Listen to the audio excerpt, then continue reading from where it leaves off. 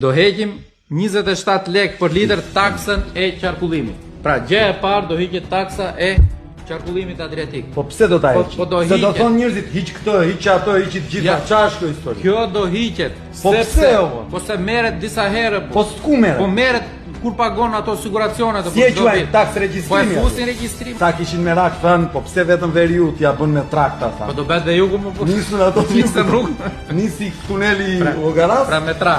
Me tra. Dhe parashikohet të bëhet dhe në Lushnjë me tra. Po rruga e Fierit që do lidhet. Po, tani një herë paguajnë te regjistrimi aty. Te regjistrimi. Një herë tek për çdo litër, për çdo litër, dhe herën e tretë tek trau. Te trau. 3 herë njëjta gjë. Kjo do hiqet. Do ta heqim. Kjo është e parë. Ç'a do heqim? E dyta, do heqim tarifën e ngjyrosjes. Po. Ti do thuash 5 lek. Po 5 lek në 60 litra, 50 lek do. 50 lek vjen. Po. Pra, në 60 litra nuk janë pak.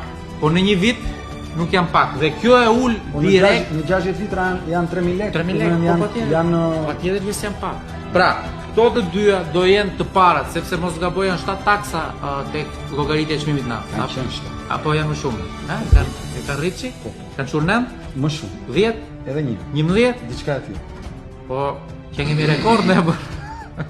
Pra prandaj pas kemi çmimin më të lartë. Tani ç'a do bëjmë me hidrokarbureve? Do ta ulin çmimin vetëm si pasojë uljes së këtyre me 32 lek për litër. Kjo është në dorën tonë. Nëse e kemi ne, qeverin.